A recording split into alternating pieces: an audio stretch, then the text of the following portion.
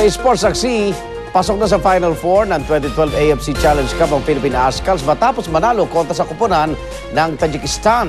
2-1 ang score. Unang nakagol para sa Azkals si Phil Young Husband.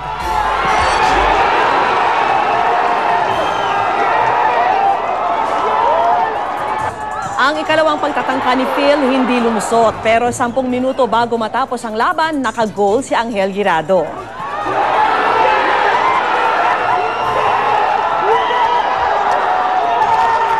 Hindi na nakahabol ang Tajikistan na nakaharap na ng Azkals noong 2008. Ito ang ikalawang pag-usad ng Pilipinas sa semifinals ng isang major football tournament. Sunod na mga kasagupa naman ng Azkals ang koponan ng Turkmenistan sa Biyernes. Nagluluksa po ngayon ang music industry sa Pilipinas dahil sa pagpanaw ng dalawang itinuturing na music icon. Bandang alauna na madaling araw kanina, sumakabilang buhay ang Pinoy rock legend na si Carl Roy dahil sa cardiac arrest. Unang sumikat si Roy bilang bokalista ng bandang POT na nagpasikat sa kantang Yugyuga Na. Naging frontman din siya ng bandang Kapatid bago maging lead vocalist ng rock group na Advent Call. Pumanaw na rin po ang singer-composer na si Boji Dasig. Si Jim Paredes ng Apo Hiking Society ang nagkumpirma ng balitang ito sa kanyang Twitter account. Si Boji po ang sumulat ng mga kantang Sana Dalawa Ang Puso Ko at Ale Nasa Langit Na Ba Ako. Samantala, naka-1-on-1 ng GMA News ang live-in partner ni yumaong Congressman Iggy Arroyo na si Grace Ibuna. Sinagot ni Ibuna ang mga tanong tungkol sa mga huling sandali ng kongresista at kung handa na ba siyang makipag-usap kay Aleli Arroyo. Saksi si Marizo Mali. Kahit pigil ang luha, hindi pa rin naitago ni Grace Ibuna ang lungkot habang inaalala ang pakikipaglaban ni Negros Occidental Representative Iggy Arroyo sa liver cirrhosis.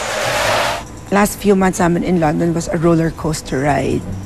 Gumagaling siya, pero like any other medications, may mga side effects. We didn't expect this to happen actually. What happened to him was he got contaminated by sepsis, so it happened in one day. Hanggang ngayon, nagdadalamhati pa rin daw siya sa pagpanaw ng kongresista.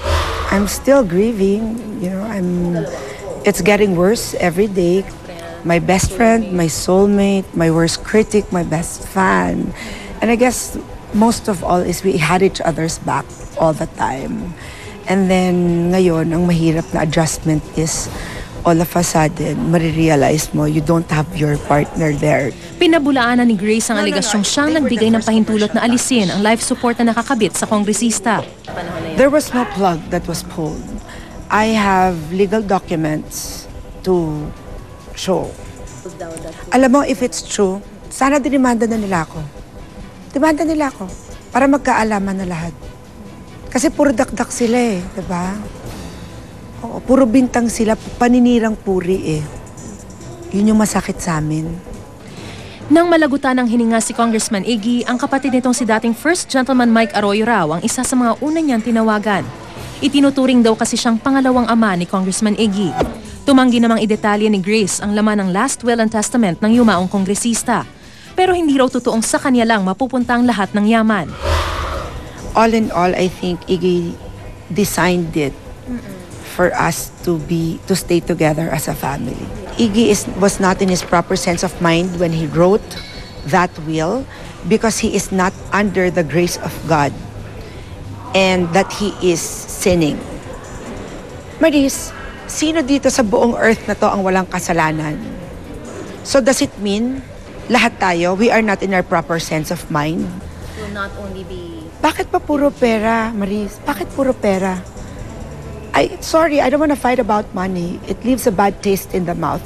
Sa sakit na nadarama, hindi pa raw handa si Grace na kausapin ang legal wife ng kongresista na si Aleli Arroyo. After all the pains they inflicted on my family, pinapasa Diyos ko na lang lahat. Pinalayas na si Iggy, not bringing even one brief.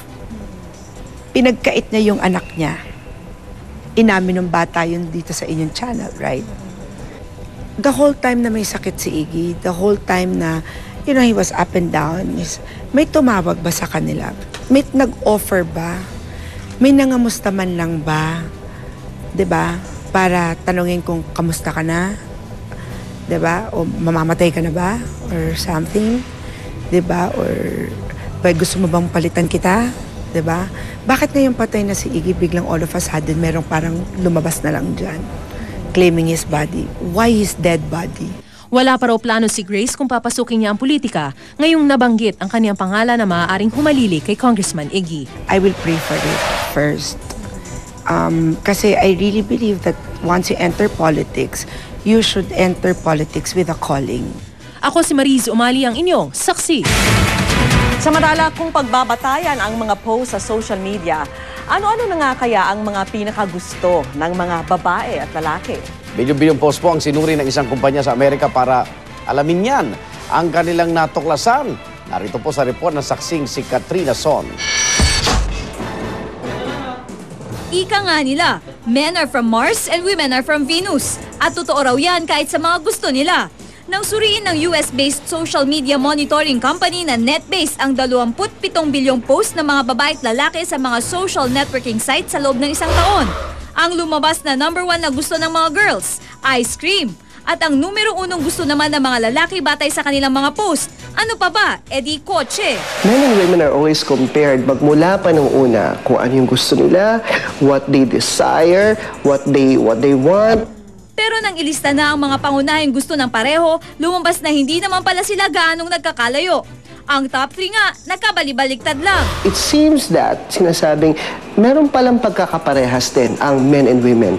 At napansin nyo ba, mga pagkain ng karamihan sa nangungunang hilig mapaadan man o eba, batay sa mga pinopost na status sa mga social networking site. Siguro kasi marami nagla-like, tsaka marami din nagpo-post at the same time, nakikisunod lang din sa uso. Nagpo-post ako sa Facebook ng pagkain kasi marami siyang nagko-comment. Tapos marami na rin nag-a-add sa akin. Kaya nagpo-post ako. Kapag ang isang tao ay nagpo-post, naglalagay ng kanyang saloobin sa social networking sites, pinapakita niya kung ano ang nararamdaman niya, and hopefully may ibang mga tao na parehas kami ng nararamdaman, parehas kami ng kagustuhan, maybe would react to what I have said. Ako si Katrina Son, ang inyong saksi. Kung nasa ng balita, ikaw at ang liga ng katotohanan, magkasama sa pagbabalitang walang kinikilingan. Walang pinoprotektahan, walang kasinungalingan, serbisyong totoo pa lamang. Susunod na po ang Reporter's Notebook at ako po si Vicky Morales. Ako naman, Arnold Glavio, hanggang bukas, sama-sama tayong magiging saksi.